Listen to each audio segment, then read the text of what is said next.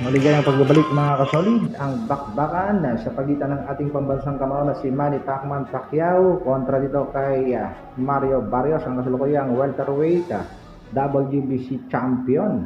Pag-usapan din natin mga kasolid ang laban naman ni Pondura kontra dito kay Team Shu. Huwag din kalimutang mag-komento sa baba mga kasolid, at sa susunod na video, shoutout natin yan para sa ating mga nagbabagang balita sa bakbakan nga dito sa common event ng laban ni Pacquiao at Barrios.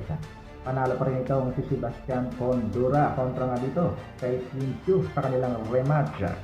Dito nga sa bakbakan ito mga kasolid ay hindi na kinaya nitong si Team Shu ang mga hagupit nitong si Sebastian Pondura, kaya naman umayaw na itong si Team Shu, kaya naman panalo itong si Sebastian Pondura via technical knockout. Bagamat tumatama rin itong si Team Shu, kitang-kita naman natin mga kasolid, hindi talaga makaabot sa haba ng galamay ng kampiyon na si Pondura.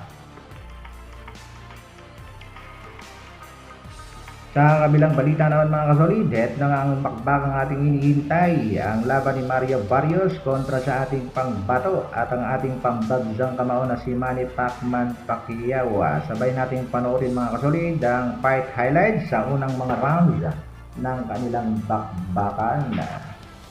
Medyo close fight nga ang kanilang laban mga kasolid, at kitang-kita rin natin mga kasolid na dahil sa edad ng ating pambansang kamao na si Manny Pacquiao, medyo bumagal na rin talaga ang galawan ng ating pangbatong si Pacquiao, pero tumikikig pa rin at nakikipagsabayan pa rin sa kampiyon na si Mario Barrios. Ang tanong ng nakararaming boxing fans, hanggang round tatagal kaya ang ating pangbatong si Manny Pacquiao?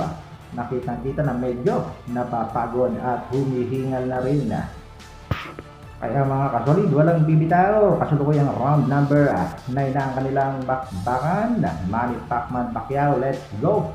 Basta wag lang mabibitin at kukulangin sa hangin, may pag-asang manalo ang ating pangbato. Hanggang dito na lang. Maraming salamat sa patuloy na pagsuporta at panonood. Pa-like, pa-share at subscribe sa ating munting channel. Mabuhay Dr. Abing Vlogs. Brrr.